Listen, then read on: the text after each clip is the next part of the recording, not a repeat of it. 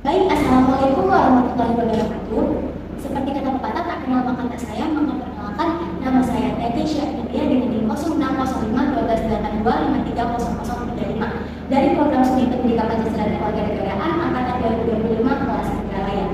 Yang saya hormati Ibu Holidatun Nizula MPD selaku dosen pengampu mata kuliah pengembangan kepribadian bahasa Indonesia. Pada kesempatan kali ini saya ingin mempresentasikan hasil tugas saya mengenai esai yang saya buat yang berjudul Pergeseran Etika Bahasa di Kalangan Mahasiswa Akibat Normalisasi Bahasa Kasar. Baik teman-teman, seperti yang diketahui bahwa bahasa itu mencerminkan tingkat kepribadian dan tingkat kesopanan dalam berinteraksi.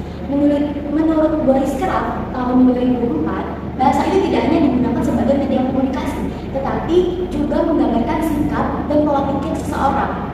Nah, di era digital saat ini, cara berbahasa mahasiswa itu mengalami perubahan secara signifikan.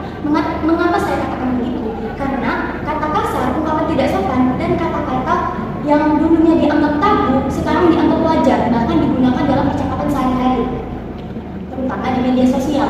Nah, situasi ini menunjukkan adanya pergeseran etika berbahasa di kalangan mahasiswa yang tidak boleh dianggap remeh.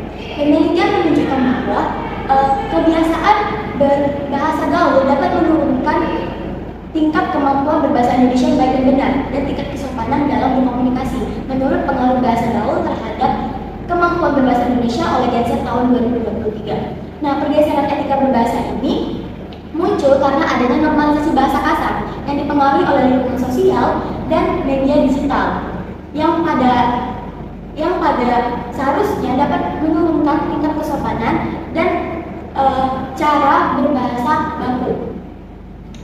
Di satu sisi, bahasa gaul ini dapat mempermudah interaksi dan dapat membangun keakraban antar mahasiswa. Namun, di sisi lain, bahasa gaul itu juga dapat menurunkan tingkat kesopanan.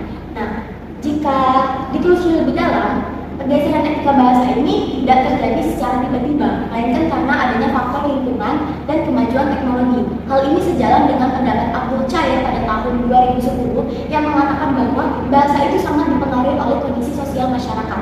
Nah, untuk itu mahasiswa diperlukan adanya kesadaran untuk memilah bahasa sesuai dengan konteks. Bahasa gaul itu bahasa gaul itu boleh dipakai, namun dapat dikurangi pada situasi informal agar ketika pada situasi formal tidak dapat terbawa. Nah, selain itu teman-teman, pendidikan juga berperan sangat vital dalam pergeseran etika berbahasa ini. Mahasiswa perlu untuk menggunakan bahasa yang baik dan benar, terutama dalam konteks dunia pendidikan. Nah, pengaruh dari lingkungan sosial dan media digital ini membuat mahasiswa itu cenderung menggunakan bahasa gaul yang pada intinya tidak ada batasan antara bahasa baku dan bahasa tidak baku itu menjadi semakin tipis.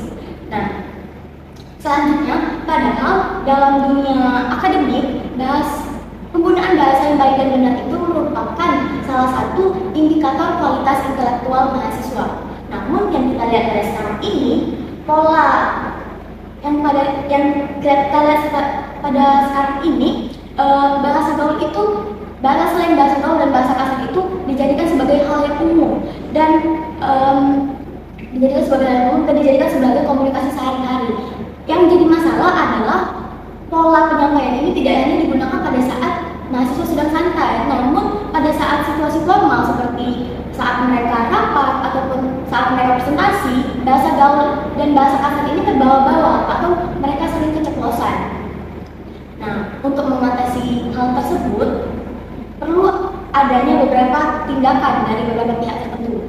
Yang pertama, perlu adanya kesadaran dari mahasiswa dalam memilah bahasa dan menaruh bahasa sesuai dengan konteksnya. Bahasa gaul itu boleh digunakan, namun dapat digunakan pada situasi informal, agar tidak terbawa pada situasi formal. Yang kedua, pada pembelajaran pendidikan pada etika bahasa ini sangat penting. Pada pembelajaran bahasa Indonesia di kampus itu lebih menekankan pada tata bahasa dibandingkan dengan tata bahasa. Nah, seharusnya lebih mementingkan pada cara menyampaikan bahasa itu dengan sopan dan profesional. Yang ketiga adalah meningkatkan literasi digital mahasiswa. dengan cara mahasiswa itu dituntut untuk memilah bahasa sebelum digunakan terlebih dahulu sesuai dengan norma kesopanan. Dan yang keempat adalah pengaruh dari lingkungan sosial tadi, sehingga mahasiswa itu juga harus memilah lingkungan mana yang menggunakan kata sopan sehingga dapat menjaga etika komunikasi. Nah, dari pergeseran etika berbahasa di kalangan mahasiswa akibat normalisasi bahasa kasar ini dipengaruhi oleh lingkungan sosial tadi dan media sosial, sehingga dari mahasiswa sendiri perlu adanya kesadaran untuk menjaga kata yang sopan, kemampuan berbahasa dan identitas berbahasa Indonesia secara berkarakter. Baik, sekian presentasi dari saya. Maaf bila ada salah kata.